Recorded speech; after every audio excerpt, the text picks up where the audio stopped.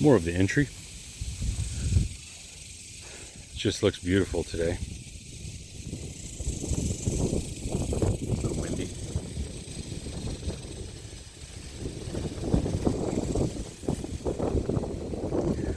So that's exactly what I have this here for. I love the texture of this compact Yopon holly. It's very rigid versus the wispiness of the bamboo muley. And during windy days, it's just awesome. Now the Chinese fire here too. This Chinese fire gets a lot of sun. It's growing pretty well. I'm trying to keep it away from the house and force it in an area. It's got a little bit of room to grow here. Believe it or not, when I first moved in, there were 3 compact Yopon hollies there. And then 1, 2, 3, 4. And then I think there was one on this other side, 5 Yopon hollies. I mean, they were so close together they couldn't even grow. This is 1. Imagine having 5 here. Yeah, it just wasn't working. It looked terrible. It was all dead. So I needed access to this, and this really gave me a little bit of a wall. And you can just see the form, the structure. It's pleasant, I think.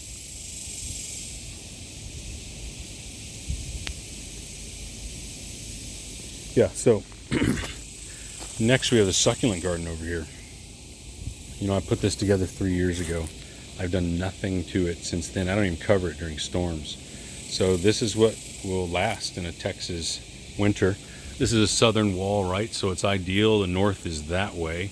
So you're not going to be able to get any sort of breeze through here. But you can definitely see succulents. It's my little watering bucket for I have one plant over there that can only be watered with rainwater. So nice succulents. I really like the aloe vera when they bloom, but they look better bunched together. Like when they're just kind of one here and one there, it's not really impressive. I mean, it's not a very large flower. It's not very dense. It's only one.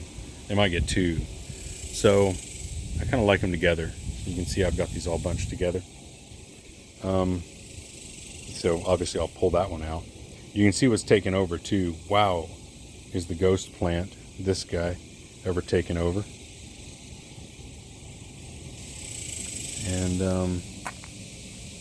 you can see some stuff I left in here just because it was the only one that was growing. Like this one here. That's a really cool succulent right there. That one. That gets huge. We've got a couple of those growing.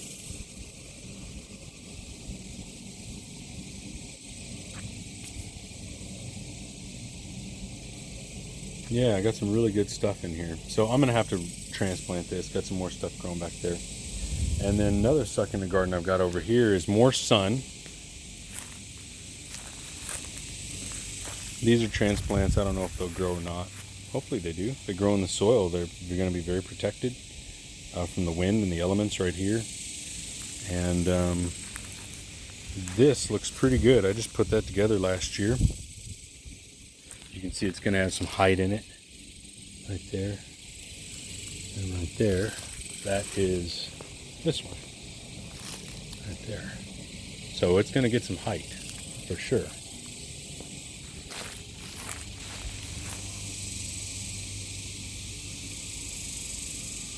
Pretty cool.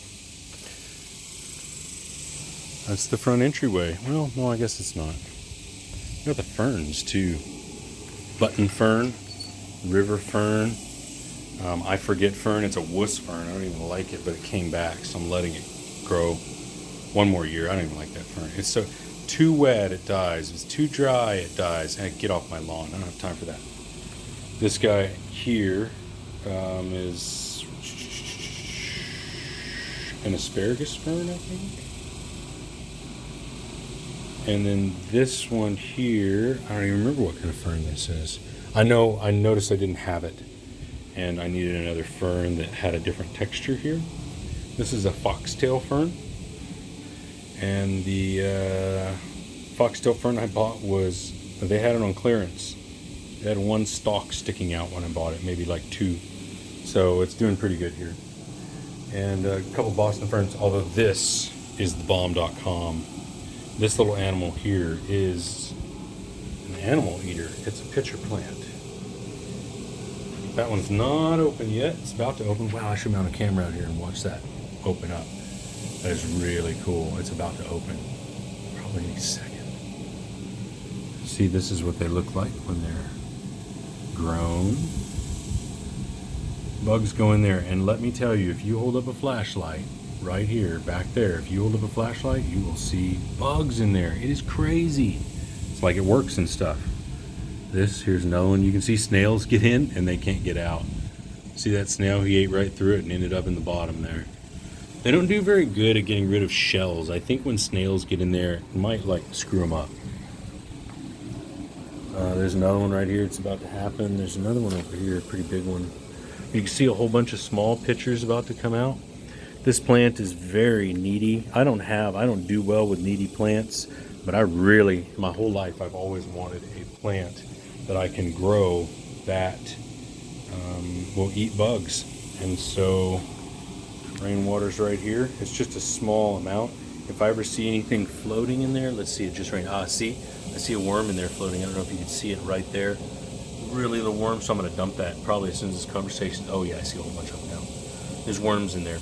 And so what I'll do is I'll water stuff and then dump the water, because I only use it for a couple of days before mosquitoes get in there. That's what I water this with.